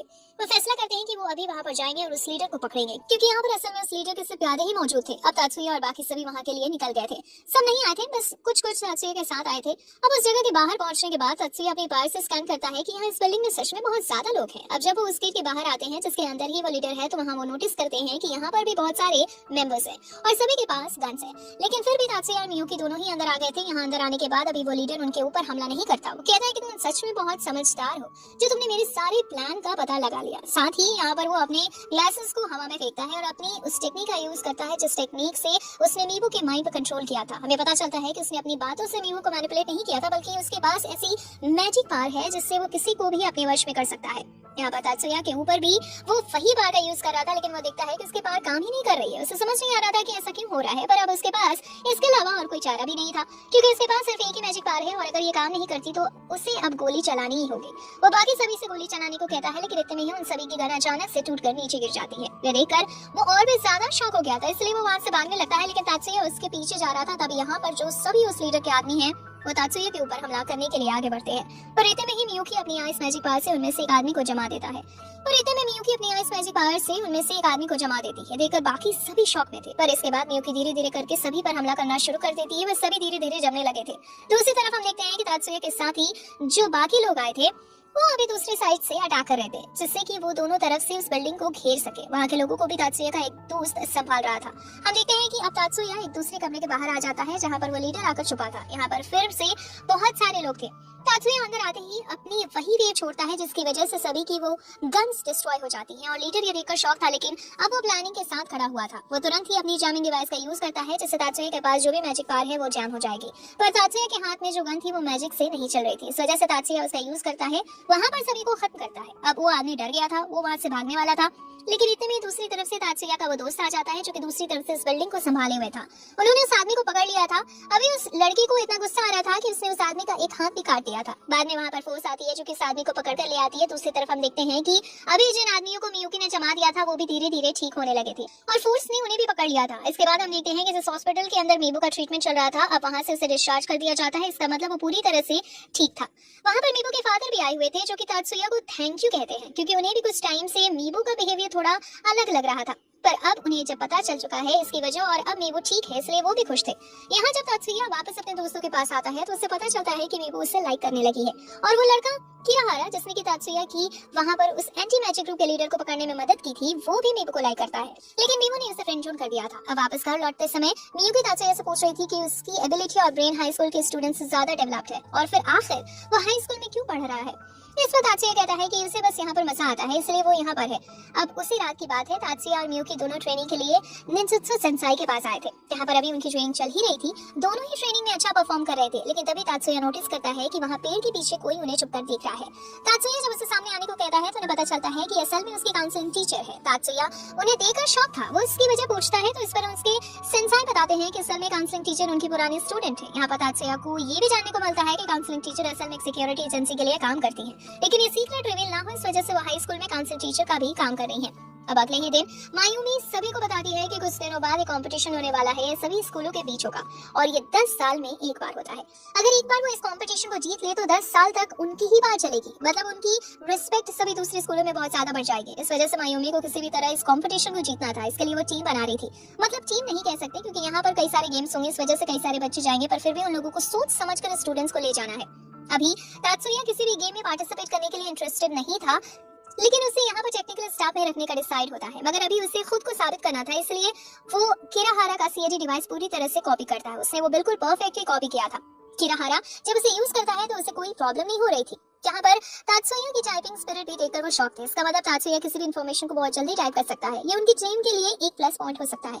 इस वजह से फाइनली सभी की परमिशन के साथ तात्सुया को टेक्निकल स्टाफ यानी कि उनकी टीम में रख लिया जाता है। अब जब तात्सुया घर पर आता है तो उसे मेजर की तरफ से एक वीडियो कॉल आती है, जिसमें मेजर बताते हैं कि मुझे जिस जगह पर कंपटीशन के लिए जा रहे हैं वहां पर एक अननोन टीम को देखा गया है। अभी उनकी कोई जानकारी नहीं है, पर तात्सुया को सतर्क रहना है और अगर कुछ गड़बड़ हो तो उसे कंफर्म और अगर कुछ गड़बड़ हो तो इसे इन्फॉर्म करना है। तात्सुया हाँ कर देता है। बाद में जब वहाँ पर मियुकी आती है, जो कि दूसरे क्लॉथ में थी, उसने वहाँ कॉन्टेस्ट के लिए चुने हैं। तात्सुया कहता है कि तुम अच्छी लग रही हो। जैसे यहाँ पर तात्सुया बताता है कि वो एक फ्लाइंग डिवाइस पर काम कर रहा है, जो कि लगभग उसने कंप्लीट ही कर लिया है। वो दोनों मिलकर वहाँ पर उस फ्लाइंग डिवाइस को चेक करते हैं, जो कि परफेक्टली काम कर रहा था। इस वजह से अगले ही दिन वो डेवलपमेंट सेंटर जाते हैं, क्योंकि अभी तक उन्होंने इस डिवाइस को परफेक्टली चेक नहीं करवाया था। किसी प्रोफेशनल से एक प्रोफेशनल डिवाइस को चेक करते हुए कहता है कि ये काम कर रहा है, तुम इसका यूज कर सकते हो। इसका यूज वो सीक्रेटली उस कंपटीशन के दौरान करेंगे। सीक्रेटली से मतलब जब वक्त आएगा तभी वो उस डिवाइस को निकालेंगे। अब इसके बाद हम देखते हैं कि जब वो दोनों वहां से निकल रहे थे तभी रास्ते में इन दोनों को इनके फादर और उनका एक बटलर मिलता है। यहाँ सीरीज में पहली बार तात्सुया और मियुकी के फादर को दिखाया गया है। अभी जो बटलर था वो मियुकी को तो बहुत अच्छे से रिस्पेक्टफुली हेलो कहता है। तात्सुया पर वो ध्यान नहीं दे रहा था, इस वजह से मियुकी को गुस्सा आ जाता है और वो उस पर चिल्लाते हुए कहती है कि तुम्हें तात्सुया की भी रिस्पेक्ट करनी चाहिए। पर बटलर कहता है कि नहीं, मियुकी उनकी सक्सेसर है लेकिन तात्सुया कोई नहीं है। तो सभी तात्सुया को बस सर्वेंट की तरह मानते हैं। इस चीज पर मियुकी को गुस्सा आ जाता है और वो तुरंत ही अपनी एनर्जी से उसे जमाने वाली थी, पर तात्सुया उसे रोक देता है और वो दोनों वहां से चले जाते हैं। अब अगले दिन स्कूल में तात्सुया सभी को बताता है कि अब वो टेक्निकल स्टाफ का मेंबर है, इस वजह से उन सभी के सीएटी डिवाइस अब वही संभालेगा। और जब वो वहां से जा रहा था तभी दूसरी तरफ हम देखते हैं कि अभी मिजुकी को कुछ आवाज आती है। वो एक रूम की तरफ जा रही थी तो उसे पता चलता है कि उनकी क्लास का एक लड़का मिकुही को इस वक्त मैजिक की प्रैक्टिस कर रहा था। वो अभी स्पिरिट समन करने की कोशिश कर रहा था जो कि अभी मिजुकी को चोट पहुंचा सकती थी, पर इतने में ही तात्सुया वहां पर आकर मिजुकी को बचा लेता है। वैसे बाद में वो तात्सुया मिकुही को से पूछता है कि आखिर वो कर क्या रहा था, तो इस पर मिकुही को बताता है कि वो स्पिरिट समनिंग की प्रैक्टिस कर रहा था लेकिन वो इसमें कामयाब नहीं हो पा रहा। न जाने वो अपनी मैजिक का सही यूज करना कब सीख पाएगा। पर तभी मिजुकी कहती है कि तुमने लगभग स्पिरिट समन कर ही ली थी। तात्सुया पूछता है कि वो किस तरह की स्पिरिट थी, तो मिजुकी बताती है कि वो ब्लू और लाइट कलर की स्पिरिट थी। लगता है वो कोई पावरफुल स्पिरिट थी। ये सुनकर मिकुही को शॉक हो जाता है। वो चाहता था कि उसके पास भी एक ऐसी एबिलिटी हो जिससे कि वो अपनी ही क्रिएट की हुई स्पिरिट्स को देख सके। अब कुछ दिन बाद हम देखते हैं कि अभी उन लोगों को उस कॉम्पिटिशन के लिए दूसरी जगह की तरफ निकलना था। जब वो रास्ते में एक बस के अंदर जा रहे थे तो तात्सुया अभी एक दूसरी चीज में आ रहा था, मतलब दो ग्रुप बांटे गए थे। अभी पहले ग्रुप जो बस में जा रहा है, हम देखते हैं कि उसकी तरफ कुछ वैन्स आने लगती है। असल में उस बस का एक्सीडेंट होने वाला था और वो वैन अभी उनसे टकराने वाली थी। एक वैन पलट गई थी जिस वजह से उसमें आग लग गई थी। अभी सब स्टूडेंट अपने मैजिक का यूज करते हुए उस वैन को रोक सकते थे, पर सभी अगर एक साथ यूज करेंगे तो उनके मैजिक आपस में टकराकर कैंसिल हो जाएंगे। इस चीज को देखते हुए यहाँ पर मायूमी उनके स्कूल के लड़के कासुरो से कहती है कि वो अपनी पार्ट इस्तेमाल करे, लेकिन अगर वो यहाँ पर अपनी पावर इस्तेमाल करेगा तो कोई ऐसा नहीं होगा क्योंकि वो फायर को नहीं रोक सकता। ये देखते हुए मायूमी पहले अपनी पावर से उससे फायर को बुझा देती है, जिसके बाद कासुरो ने उस वैन को रोक लिया था। अब अगले सीन में वो अपने डेस्टिनेशन पर पहुंच चुके थे। वैसे यहाँ पर आने के बाद तात्सुया मियुकी से कह रहा था कि वो जो एक्सीडेंट हुआ था वो कोई गलती से नहीं हुआ था। भले ही सिचुएशन देखकर ऐसा लगता है कि एक वैन गलती से दूसरे वैन से टकरा गई जिस वजह से तीसरी वाली वैन पलट गई और वो उनकी बस की तरफ आ रही थी, लेकिन असल में ऐसा नहीं था। जो वैन चला रहा था उस ड्राइवर ने जानबूझकर उस एक्सीडेंट को कराया था। अब उन्हें ये तो नहीं पता कि ऐसा क्यों था। इसके बाद हम देखते हैं कि रात के टाइम अभी वो एक होटल में रुके हुए थे, लेकिन मिकुही को अभी अपनी ट्रेनिंग में लगा हुआ था। वो वहाँ होटल के बाहर था बिल्कुल रात के टाइम और अपनी स्पिरिट को समन करने की कोशिश कर रहा था। इसी दौरान उसे दूसरी एनर्जी महसूस होती है। अब भले ही वो अपनी स्पिरिट को नहीं देख पाता, फिर वो अपने मैजिक को पूरी तरह से कंट्रोल नहीं कर पाता, लेकिन उसे ये तो पता था कि ये जो एनर्जी है ये उसकी नहीं है। इस वजह से वो समझ जाता है कि यहाँ पर कोई और है जो उसको दिखाई नहीं दे रहा है, लेकिन जिस डायरेक्शन से उसे वो एनर्जी आ रही थी उस डायरेक्शन में आगे बढ़ने का डिसाइड करता है। पहले वो सोच रहा था कि उसे इस चीज के बारे में इन्फॉर्म करना चाहिए, पर फिर उसे तात्सुया की याद आती है जो कि ऐसे सिचुएशन में बिल्कुल नहीं डरता और अकेला आगे बढ़ जाता है। इस वजह से वो मोटिवेट होते हुए आगे बढ़ जाता है। पर अब वो जो भी था, मतलब वो जो भी लोग थे, क्योंकि यहाँ पर 3 लोग थे, तो मिकुही को के ऊपर हमला करने वाले थे उनकी पावर से, लेकिन इतने में ही कोई उस पार को डिस्ट्रॉय कर देता है। जब मिकुही को पीछे देखता है तो असल में वहाँ पर तात्सुया था। तात्सुया ने उसे बचा लिया था, लेकिन बाकी वो लोग वहां से भाग गए थे। अब मिकुही को भी थैंक यू बोलकर वहां से चला जाता है। तभी वहां पर जनरल आते हैं और बता रहे थे कि ये ग्रुप जरूर वही ग्रुप होगा जिसके बारे में मैंने तुमसे बात की थी। वैसे वो मिकुही को के बारे में कह रहे थे कि वो लगभग तुम्हारे ही तरह के हैं। अब एक दिन के रेस्ट के बाद वो कंपटीशन स्टार्ट हो जाता है। हम देखते हैं कि अभी सभी को अपनी मैजिक पावर से वाटर के ऊपर सर्व करना था और यहाँ पर पहले जो मैच है उसमें मैरी ने हिस्सा लिया था। वैसे इन सभी के सीएटी डिवाइस तात्सुया ने ही अपग्रेड किए हैं। अभी जब भी कंपटीशन का पहला मैच होता है तो इसमें मैरी सबसे आगे थी और वो बहुत ही अच्छा परफॉर्म कर रही थी। तात्सुया ने उसे पहले ही बता दिया था कि कंपटीशन के दौरान उसे किस मैजिक का किस तरह से यूज करना है। इस वजह से उसकी जो सर्व की स्पीड थी वो पहले से ज्यादा तेज हो गई थी। इस वजह से अब वो पहला मैच जीत जाते हैं। हम दूसरी तरफ देखते हैं कि अब उसी दिन दोपहर को तात्सुया को एक मीटिंग में बुलाया जाता है। वहां पर जाने के बाद तात्सुया को पता चलता है कि एक आदमी को उस ग्रुप के बारे में थोड़ी इन्फॉर्मेशन है जो कि वहाँ होटल के बाहर देखा गया था। उसे नो हेड ड्रैगन कहते हैं और उनका मेन टारगेट इस कंपटीशन को रोकना है, पर उनके लिए प्लस पॉइंट है कि उन्हें ये इन्फॉर्मेशन पहले ही मिल गई। अगला कंपटीशन स्टार्ट होता है, उसमें मायूमी ने हिस्सा लिया था। इस कंपटीशन के दौरान सभी को अपनी मैजिक पावर से बुलेट क्रिएट करते हुए कुछ ऑब्जेक्ट्स को हिट करना था, जिसमें मायूमी 100% हिट करती है और ये वाला मैच भी उनकी टीम जीत जाती है। इसके बाद अगला मैच था वो आइस ब्रेकिंग का था। इसमें भी उनकी ही टीम की एक मेंबर जीती थी। अब वो बहुत आसानी से जीत रहे थे, इससे उनके अंदर बहुत कॉन्फिडेंस आ गया था। पर सुजुने ने कहती है कि जरूरी नहीं कि वो हर मैच जीते। अभी शुरू के ही मैच बहुत ज्यादा आसान है, इस वजह से वो जीत रहे हैं। आगे उन्हें ज्यादा ध्यान रखने की जरूरत होगी। तात्सुया ने यहाँ पर अपने दोस्त लियो के लिए एक वेपन क्रिएट किया था जो कि लियो अपने रीइंफोर्समेंट मैजिक से यूज कर सकता है। बाद में लियो उसकी ट्रेनिंग करके देखता भी है। पहले वो उसे टेस्ट कर रहा था, जिस दौरान उसे पता चलता है कि एक वेपन सच में बहुत ज्यादा यूजफुल है। वो तात्सुया को थैंक यू कहता है। अगले दिन हम देखते हैं कि अभी मैरी का फिर से वही सर्फिंग वाला मैच होना था। अब मैच थोड़ा डिफिकल्ट है क्योंकि इस बार उसकी कॉम्पिटिटर थोड़ा ज्यादा ही एडवांस लेवल का है। पर इस मैच के दौरान हम देखते हैं कि वो अभी भी लीड कर रही थी। तभी एक लड़की अपने सर्व बोर्ड पर से फिसल जाती है, जिस वजह से वो सर्व बोर्ड सीधा मैरी की तरफ आता है। मैरी ने लगभग से होश ही कर लिया था, लेकिन इतने में मैरी का सर्व बोर्ड भी पानी के अंदर गिरने लगता है। ऐसा लग रहा था कि जैसे उसका बैलेंस बिगड़ गया और बाद में वो पानी के अंदर उस मैच में हार जाती है। उसे हॉस्पिटल जाना पड़ा था। यहाँ जाकर हम देखते हैं कि उसे इतनी चोट लगी थी, वो अब नेक्स्ट सर्फिंग मैच नहीं खेल पाएगी। वैसे देखने में यही लग रहा था कि ये बिल्कुल नेचुरल था। गलती से मैरी वहाँ पानी में गिर गई थी और उसे चोट लग गई थी, लेकिन तात्सुया के हिसाब से ये नेचुरल नहीं था और बाकी सभी को भी यही लग रहा था कि किसी ने मैजिक का इस्तेमाल किया है। जब वो वहाँ सीसीटीवी के थ्रू ये सब देख रहे थे तो तात्सुया बताता है कि इस पूरे कंपटीशन के दौरान आसपास 4 से 5 मैजिशियंस खड़े रहते हैं, जिससे कि वो दूसरे मैजिक को ब्लॉक कर सके। सिर्फ यहाँ पर वो जो कॉम्पिटिटर है जो कि वहाँ मैच में पार्टिसिपेट के लिए है, वही अपने मैजिक का यूज कर सकते हैं। उनके अलावा और कोई मैजिक का यूज नहीं कर सकता। पर अब किसने अपने मैजिक का यूज कर दिया था और इन्हें नहीं पता कि वो कौन था। इस वजह से उन्हें बस अगली बार से थोड़ा ज्यादा सावधान रहने की जरूरत है। अगला मैच जो था वो भी ये हार चुके थे। अब इसके बाद ये लोग समझ जाते हैं कि अब आने वाले जो मैच है उन्हें वो जीतने होंगे, वरना वो डिस्क्वालीफाई कर दिए जाएंगे और उनकी सारी मेहनत बेकार जाएगी। ये देखते हुए तात्सुया अभी जिस अगली लड़की की बारी थी अगले मैच में जाने के लिए, वो उसका सीएडी डिवाइस अपग्रेड करता है। इसका नाम शिजुको है और यहाँ पर अभी उसने शूटिंग गेम में हिस्सा लिया था। इसने टॉप 100 स्कोर कर लिया था, वो भी बहुत जल्दी, जिस वजह से ये इस कंपटीशन को जितवा देती है। सभी अभी बहुत ज्यादा ही खुश हो गए थे। उनके फिर से जीतने की गिनतियां बढ़ने लगी थी, लेकिन तभी हमें पता चलता है कि बॉयज की जो टीम जिनका अगला मैच चल रहा है वो हार गई। इस वजह से अब ये फिर से डिमोटिवेट हो जाते हैं। अभी इन्हें दोनों तरफ ध्यान देना होगा। अभी अगला मैच होने वाला था फिर से सर्फिंग का, जिसमें एक दूसरी लड़की हिस्सा लेने वाली थी। इसका नाम हनाको है। यहाँ पर हम देखते हैं कि अभी तात्सुया ने इसके लिए इसका जो डिवाइस था वो पहले से ज्यादा अपग्रेड कर दिया था। अब सर्फिंग के दौरान इन लोगों के चेहरे पर लाइट डाली जाती है, जिस वजह से इनका बैलेंस शुरू में ही बिगड़ जाए। ये मैच का हिस्सा है, लेकिन तात्सुया इसके लिए ऑलरेडी तैयार था। उसने हानाको को एक स्पेशल सनग्लासेस दिए थे, जिनसे उस लाइट का उस पर कोई असर नहीं होता। हनाको बहुत अच्छे से बैलेंस बनाते हुए इस कंपटीशन को टक्कर दी थी। बाद में हनाको बहुत खुश थी क्योंकि उसने ये मैच जीत लिया था। असल में वो पहले से ऐसे किसी मैच में नहीं जीती थी, लेकिन आज पहली बार वो इतने बड़े मैच में इतने सारे लोगों के सामने जीती है। अब अगले सीन में हमें एक दूसरा ग्रुप दिखाया जाता है जो कि अभी बात कर रहा था कि जिस टीम को नहीं जीतना चाहिए वही टीम जीत रही है। यहाँ पर अभी भी वो तात्सुया की टीम की ही बात कर रहे थे। वो ग्रुप असल में उन्हें इसलिए नहीं जीतने देना चाहता क्योंकि उसने दूसरे ग्रुप के ऊपर पैसे लगवाए हैं। अगर वो हार गए तो इससे वो सारे पैसे उन्हें देने होंगे और वो बैंक करप्ट हो जाएंगे। इसलिए वो फैसला करते हैं कि जिस ग्रुप को जिताना है उसके अलावा बाकी सारे ग्रुप के ऊपर हमला किया जाए या फिर किसी तरह से उनके मेंबर्स को डिस्क्वालीफाई कराने की कोशिश की जाए। अब अगला मैच यहाँ पर शिजुको का होता है। वो आइस ब्रेकर मैच था जिसमें शिजुको ने सामने वाले लड़के को बहुत ही आसानी से हरा दिया था। ये लड़का स्ट्रॉन्ग था पर फिर भी ये हार जाता है और इसके बाद हम देखते हैं कि जो अगला मैच होने वाला था वो हनाको का था। वो भी यही सेम जीत दिला देती है और इससे वो और ज्यादा खुश हो चुकी थी। अब बारी आती है मियुकी की। मियुकी को भी अभी आइस ब्रेकर मैच खेलना था। वैसे यहाँ पर ये गेम और किसका किससे कंपटीशन हो रहा है इसमें से कोई सी भी चीज समझ में नहीं आती। बस उनके चेहरे देखकर ये पता चल रहा था कि अभी वो जीत रहे हैं और जब उदास होंगे तो पता चलेगा कि वो हार रहे हैं। अब यहाँ पर मियुकी भी जीत जाती है और बाद में सब तात्सुया की तारीफ कर रहे थे क्योंकि ये जितनी भी स्ट्रैटेजी बना रहा था वो तात्सुया ही बना रहा था। यहाँ पर अभी सुन तात्सुया से बहुत ज्यादा जेलस फील कर रहा था। वो चाहता था कि तात्सुया की इतनी तारीफ ना हो, लेकिन अब तात्सुया तारीफ के काबिल था, इस वजह से उसकी तारीफ हो रही थी। सुन फैसला करता है कि अगले राउंड में वो किसी भी तरह से जीतेगा, इसके लिए भले ही उसे चीटिंग भी क्यों न करनी पड़े। अगले दिन हम देखते हैं कि अभी जब सर्फिंग मैच हो रहा था तो इसमें हानाको को हिस्सा लेना था। इस दौरान जो सभी कॉम्पिटिटर थे वो सनग्लासेस पहन के आते क्योंकि यहाँ पर धूप बहुत तेज थी और इस बार जो ट्रैक था वो बहुत ही ज्यादा डिफिकल्ट था। इस ट्रैक पर तो सीधी स्पीड से जाना बहुत ज्यादा खतरनाक हो सकता है, लेकिन हानाको पूरी स्पीड के साथ जा रही थी। हम देखते हैं कि बाकी जो कॉम्पिटिटर थे वो मोड़ पर अपनी स्पीड को थोड़ा स्लो कर रहे थे। ये उनकी स्ट्रैटेजी थी जिससे कि वो टकराए ना, पर हानाको पूरी स्पीड के साथ उस ट्रैक को क्लियर कर रही थी। इसमें भी तात्सुया की स्ट्रैटेजी थी। हमें जानने को मिलता है कि असल में उसने जो सनग्लासेस हानाको को दिए थे वो उसे हर चीज को पास में दिखाते हैं। इस वजह से वो मोड़ उसको बहुत पास में दिखता है और वो उसे तुरंत ही मोड़ने की कोशिश करती थी, जिस वजह से वो पहले ही मुड़ जाती और स्पीड की वजह से वो सही टाइम पर वहां से टर्न होती। अब इसी की तरह वो मैच जीत जाते हैं। पर जब शाम के टाइम तात्सुया अपनी टेंट की तरफ आता है तब उसे पता चलता है कि टीम के कुछ मेंबर्स के ऊपर हमला हुआ है। ये हमला की बात शिजुको कह रही थी, जबकि सभी का मानना था कि ये बस एक एक्सीडेंट था, पर शिजुको ऐसा नहीं मान रही थी। उसके हिसाब से सच में ये हमला था। अब तात्सुया को इस बारे में नहीं पता।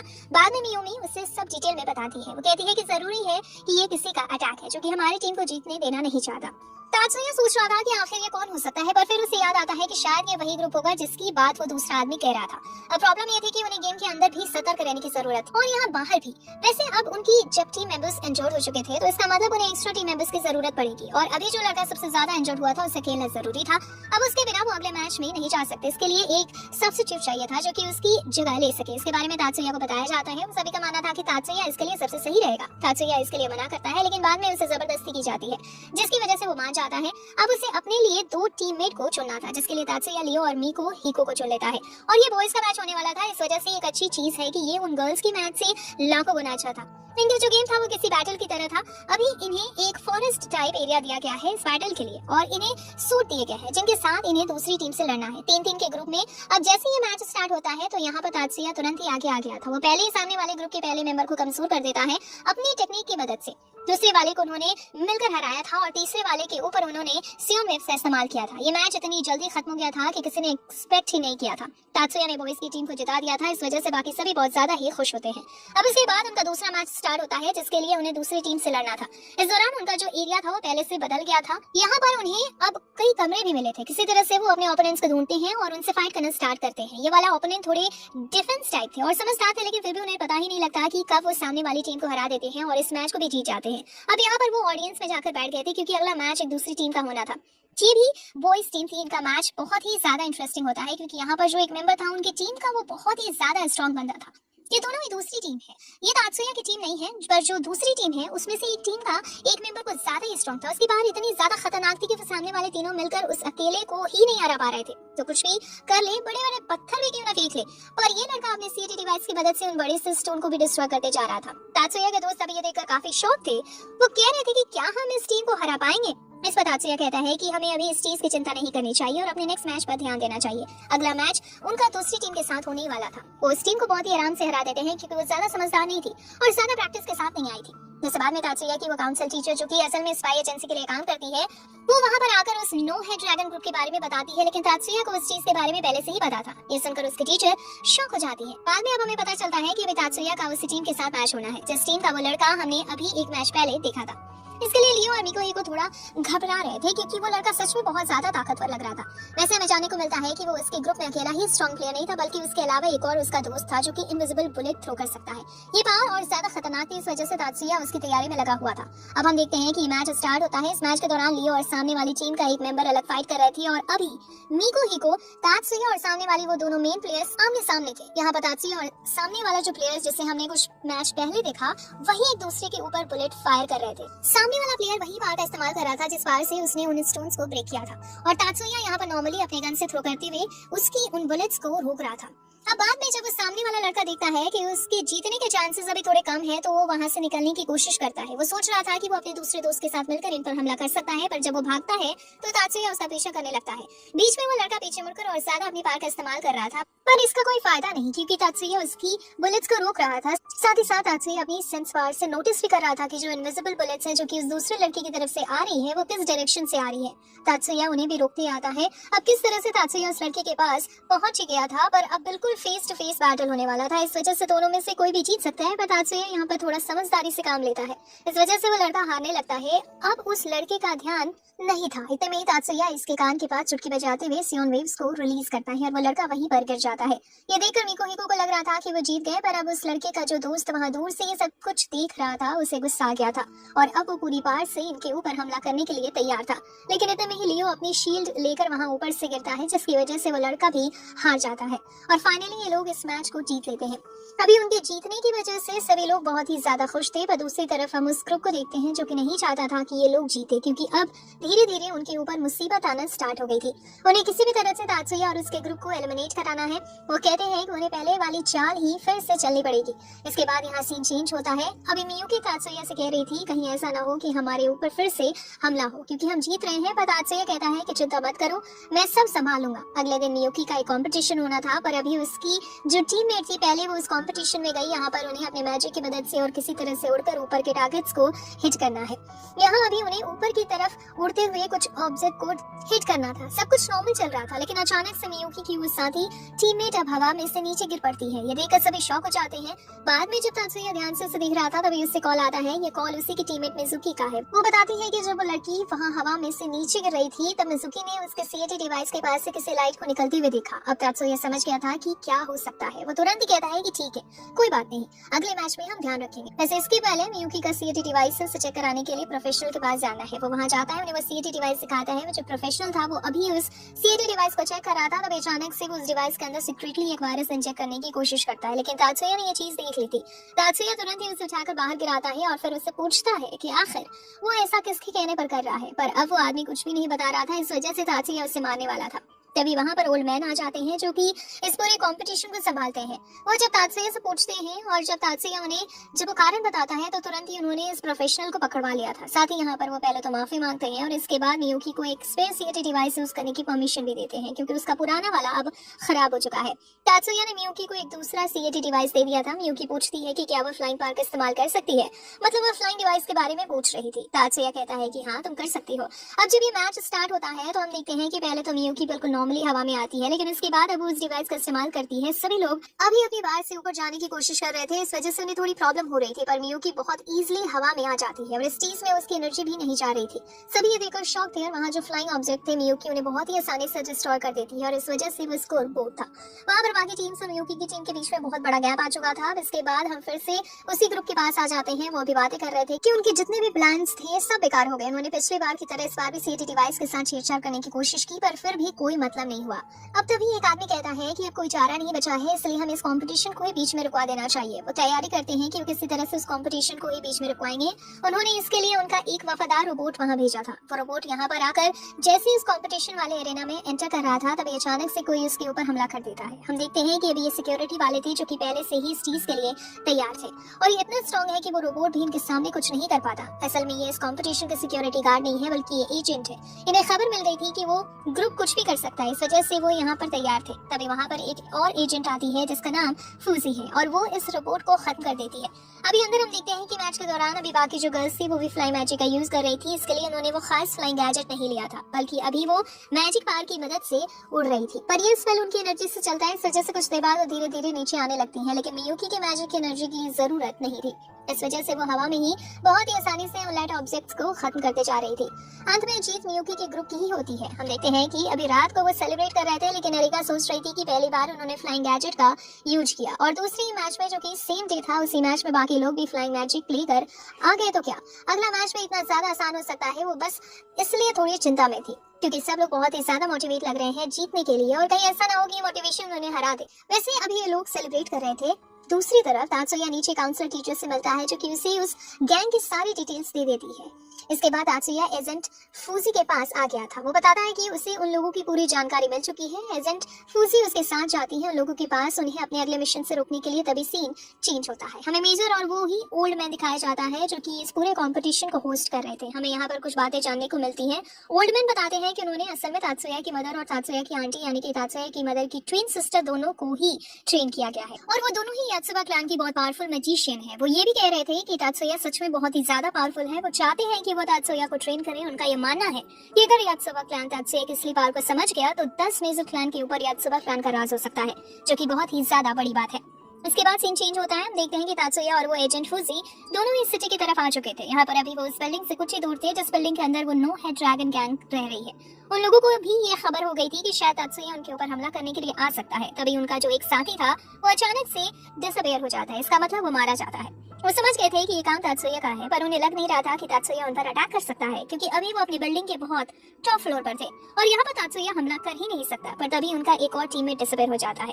एक आदमी समझ गया था कि ये गोली जो कि उनको डिसअपियर कर रही है ये वहाँ विंडो की तरफ से आ रही है। वो तुरंत ही टेबल को विंडो के सामने लगा देता है। दूसरी तरफ एक आदमी जब ये बात जानता है तो तुरंत ही गन लेकर उस विंडो की तरफ से तात्सुया को देखने लगता है। उससे तात्सुया देखता है बहुत दूर बिल्डिंग के ऊपर वो तुरंत उसे गोली मारने वाला था, लेकिन इससे पहले ही तात्सुया उस पर शूट करके उसे भी खत्म कर देता है। यहाँ पर एक एक करके उस गैंग के सभी मेंबर्स मारे जा रहे थे। ये देखते हुए लीडर डर जाता है और सरेंडर कर देता है। वो कहता है कि हमें माफ कर दो, तुम जो कहोगे हम वो मान लेंगे। तात्सुया कहता है कि तो फिर बताओ कि आखिर तुम्हारा असली लीडर कौन है। इस पर वो आदमी कहता है कि नो हेड ड्रैगन ग्रुप का मैं ही लीडर हूँ। वो अपना नाम भी बताता है, पर तात्सुया इतने में ही उसके दूसरे साथी को भी खत्म कर देता है। अभी लीडर अकेला बच गया था। वो कहता है कि मुझे माफ करना, मैं सब सच बताता हूँ। वो कहता है कि उनके ग्रुप का लीडर रिचर्ड नाम के आदमी का बेटा है जो कि इस सिटी में रिचेस्ट पर्सन माना जाता है। तात्सुया ने कहा कि बहुत अच्छे, तुमने अच्छा किया जो मुझे सब कुछ बता दिया। लेकिन इसके बाद तात्सुया उसे भी खत्म कर देता है। वो आदमी कह रहा था कि तुम मुझे क्यों मार रहे हो, आखिर हमें से किसी ने भी किसी भी स्टूडेंट की जान नहीं ली। लेकिन इतने में वो आदमी मारा जा चुका था। इसका कारण हमें जानने को मिलता है कि इन लोगों ने तात्सुया के सिस्टर के ऊपर हमला करने की कोशिश की, जिस वजह से तात्सुया को गुस्सा आ गया और इस वजह से ही उसने इनसे बदला लेने का डिसाइड किया। अगले दिन हम देखते हैं कि वो लास्ट मैच स्टार्ट होता है। यहाँ पर उन लोगों की जीत हो जाती है क्योंकि इस राउंड में कात्सुरो खेल रहा था जो कि किसी भी कीमत पर हारना नहीं चाहता था। वो सामने वाली टीम को हरा देता है। वैसे इसके बाद एक और मैच होता है लेकिन वो उसे भी जीत जाते हैं और उन्होंने फाइनल इस पूरे कॉम्पिटिशन को जीत लिया था। लास्ट में वो अवार्ड लेने के बाद सेलिब्रेट पार्टी में आते हैं जहाँ पर तात्सुया की मुलाकात एक दूसरे लड़के से होती है। ये लड़का मियुकी को पसंद आता है। वो मियुकी के साथ डांस कर रहा था। वैसे तात्सुया अभी दूर खड़ा होकर उन्हें देख रहा था। तभी वहाँ पर कात्सुरो आता है। कात्सुरो तात्सुया को वहाँ से लेकर जाता है और रास्ते में बताता है कि वो अगर चाहे तो 10 मेजर क्लैन के साथ हाथ मिला सकता है। तात्सुया ये सुनकर शौक था मगर कात्सुरो कहता है कि अगर वो ऐसा करता है तो वो अपने क्लैन लीडर के इंटेंशन से बच जाएगा। लेकिन तात्सुया कहता है कि वैसा नहीं करना चाहता। अब तात्सुया ने पक्का निर्णय कर लिया था। इस वजह से कात्सुरो कहता है कि कोई बात नहीं, तुमने जो कुछ कहा सोच समझ के कहा होगा। अब वो वापस से वहां से अपनी सिटी की तरफ आ गए थे। यहाँ पर हम देखते हैं कि तात्सुया अभी लाइब्रेरी के अंदर बैठकर कुछ रिसर्च कर रहा था। जब मियुकी वहां पर आती है तो वो देखती है कि तात्सुया किस स्टोन के बारे में रिसर्च कर रहा है। हमें जानने को मिलता है कि फिलोसोफर स्टोन है और इसके अंदर एबिलिटी होती है कि मैजिक को स्टोर कर सकता है। साथ ही किसी भी नॉर्मल आइटम को मैजिक इंग्रेडिएंट के अंदर चेंज कर सकता है। वैसे तात्सुया पूछता है कि आखिर तुम यहाँ पर क्यों आई थी। तो इस पर मियुकी कहती है कि नई काउंसिल प्रेसिडेंट उसे बुला रही है। तात्सुया वहाँ पर पहुंचता है तो अभी उसकी मुलाकात उसके टीचर से होती है। टीचर बताते हैं कि कंपटीशन होने वाला है लेकिन उनकी जो टीम डिसाइड की गई थी उसका जो एक मेंबर था वो मेंबर किसी कारण से वहाँ नहीं जा सकता। इस वजह से वो तात्सुया से पूछते हैं कि क्या तात्सुया वहाँ जा सकता है। वैसे अब हमें तात्सुया का आंसर नहीं बताया जाता। बाद में हम देखते हैं कि तात्सुया और मियुकी वापस घर लौट आ गए थे। वहाँ पर उनकी मुलाकात एक दूसरी लड़की से होती है। इसका नाम शायुरी है और ये यहाँ पर तात्सुया से किसी काम के चलते आई थी। अभी मियुकी तो खाना बनाने के लिए चली जाती है। लड़की शायुरी यहाँ पर तात्सुया से कहती है कि क्या तात्सुया उनके हेडक्वार्टर में हेल्प कर सकता है, मगर इसके लिए तात्सुया को अभी हाई स्कूल को वहीं पर ड्रॉप करना होगा। जिस वजह से तात्सुया साफ मना कर देता है क्योंकि उसे अभी मियुकी का ख्याल रखना है। पर शायुरी कहती है मियुकी के लिए दूसरा गार्डियन अरेंज कर दिया जाएगा, पर तात्सुया को खुद के अलावा और किसी पर भरोसा नहीं है। इस वजह से वो मना करता है। यहाँ पर शायुरी तात्सुया को एक स्टोन दिखाती है। वो कहती है कि ये स्टोन फिलोसोफर स्टोन की तरह है। शायरी बताती है कि असल में फिलोसोफर स्टोन ही है। इसका काम है कि ये मैजिक स्टोर कर सकता है। वो यहाँ पर तात्सुया को ये स्टोन देती है। कहती है कि क्या तुम इसका डुप्लीकेट क्रिएट कर सकते हो। अब स्टोन देकर वो वहाँ से चली गई थी। बाद में तात्सुया भी वहाँ से जा रहा था। वो मियुकी से कहकर जाता है कि वो बस ड्राइव के लिए जा रहा है। कुछ देर बाद हम देखते हैं कि तात्सुया जब रोड पर था तभी उसे सामने एक एक्सीडेंट होते हुए दिखता है। तात्सुया तुरंत ही वहाँ मदद के लिए जाने वाला था पर हम देखते हैं कि एक गाड़ी से कुछ लोग निकलते हैं और दूसरी गाड़ी में जो आदमी बैठा था उसके ऊपर गोली चलाने लगते हैं। ये एक्सीडेंट जानबूझकर किया गया था। तात्सुया उस आदमी की मदद के लिए आगे बढ़ता है पर अब वो दूसरी गाड़ी वाले उस पर हमला करते हैं। तात्सुया ने उनके वेपन्स को ही डिसमेंटल कर दिया था जिसके बाद तात्सुया फिर से आगे बढ़ रहा था लेकिन इतने में ही उसकी तरफ कोई गोली चला देता है। तात्सुया को गोली लग गई थी मगर वह तुरंत खुद को हील करते हुए कार के पीछे आ जाता है। वह ध्यान से सेंस करता है कि आखिर ये गोली किस तरफ से आई थी। उसे पता चल जाता है कि ये गोली सामने की एक बिल्डिंग की तरफ से आई है। वो बिल्डिंग वैसे तो बहुत दूर पर थी। तात्सुया उतनी दूर अपने फोकस के साथ शूट करता है। वह स्नाइपर उसके ऊपर गोली चला रहा था। वो वहीं मर जाता है। अब सीन चेंज होता है। हम देखते हैं कि तात्सुया घर पर लौटकर अभी मियुकी को उस फिलोसोफर स्टोन के बारे में बता रहा था। वो कहता है कि इसे ये स्टोन इसलिए दिया गया है जिससे कि वो इसका क्लोन बना सके। वैसे तो तात्सुया के हिसाब से ये काम नामुमकिन है पर फिर भी वो कोशिश करेगा क्योंकि अगर उसने इसमें सक्सेस पा ली तो इससे उनकी आर्मी को एक बहुत बड़ी डिफेंस रोबोट फोर्स मिल जाएगी। साथ ही वो उन रोबोट से कुछ भी काम करा सकते हैं। लेकिन अब